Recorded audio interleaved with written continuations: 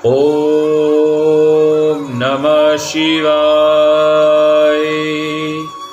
शिव शक्ति भक्ति गंगा में आप सभी का बहुत बहुत स्वागत है। आइए एक बहुत ही सुंदर कथा आप सभी के बीच रखने जा रहा हूँ।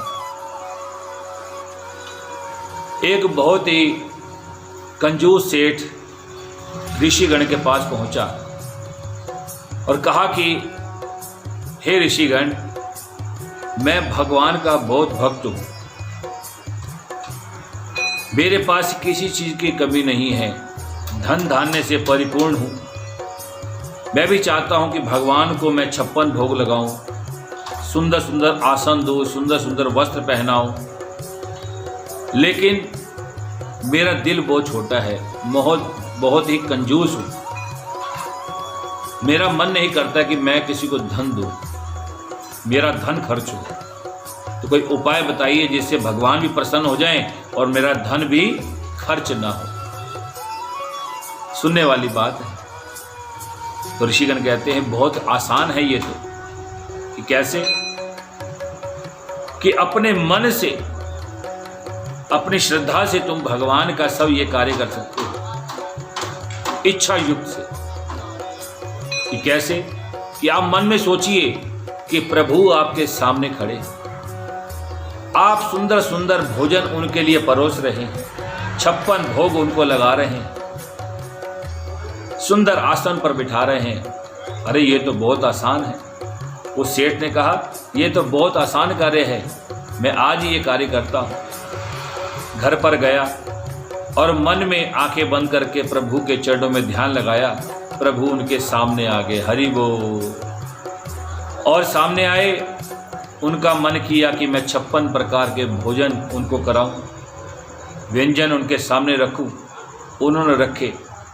अब उनके मन में आया कि नहीं, ऐसे नहीं, उनको सोने का सिंहासन पर बिठाऊंगा। मन में वही सोचा, प्रभु को सोने के सिंहासन पर बिठाया और सोने के सिंहासन पर बिठाकर सुंदर सुंदर उनको आभूषण पहनाए, हीरे जवाहरात से उनको आभूषण पहनाए और सुंदर सुंदर वस्त्र पहनाए।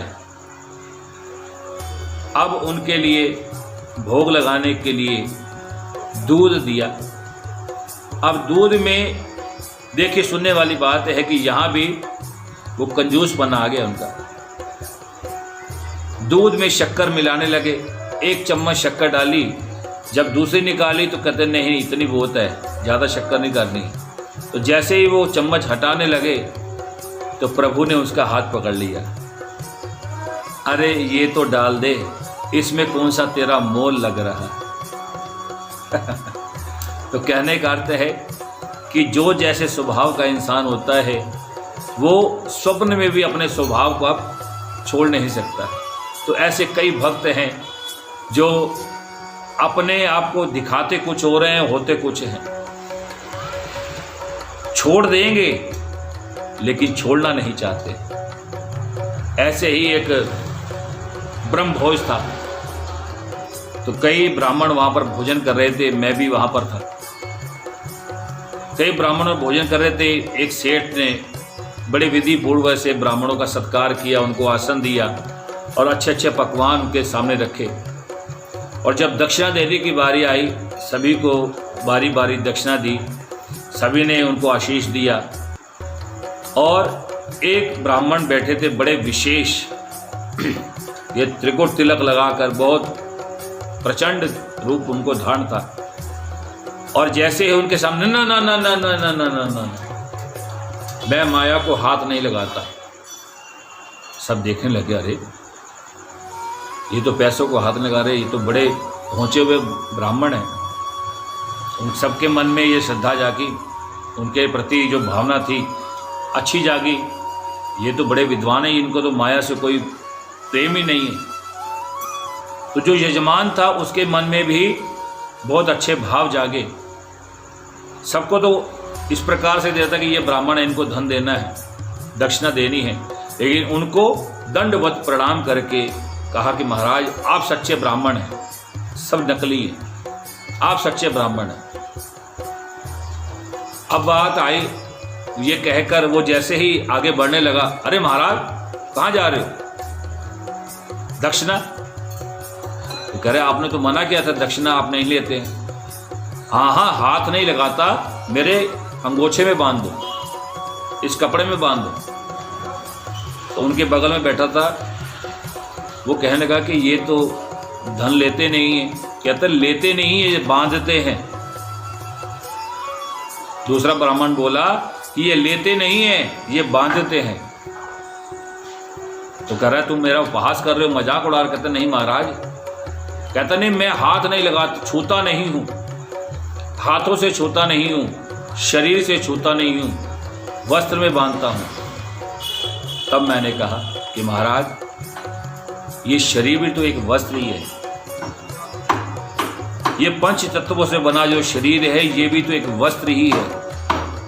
आप इस वस्त्र से नहीं छूते हैं।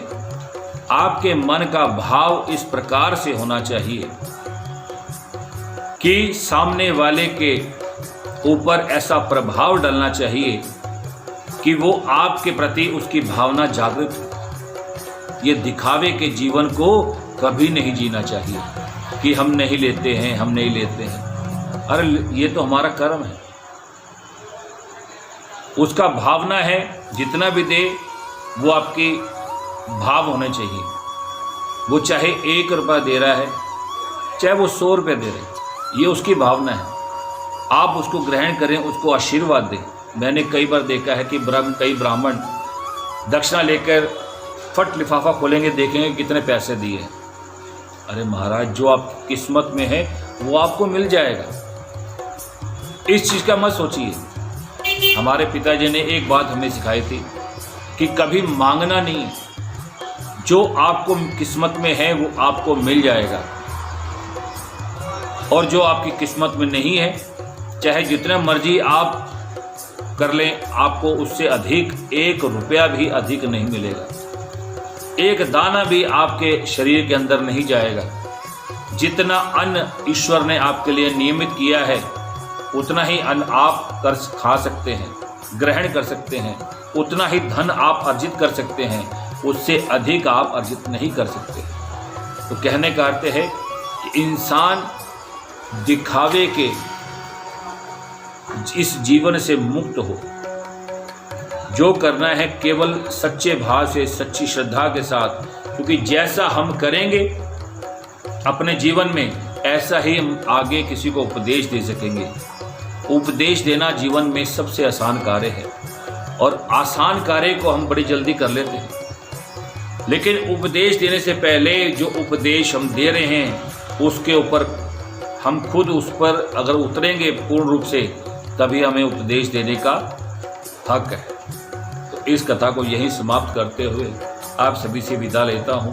मैं पंडित गोल्डी शर्मा। ओम नमो शिवाय।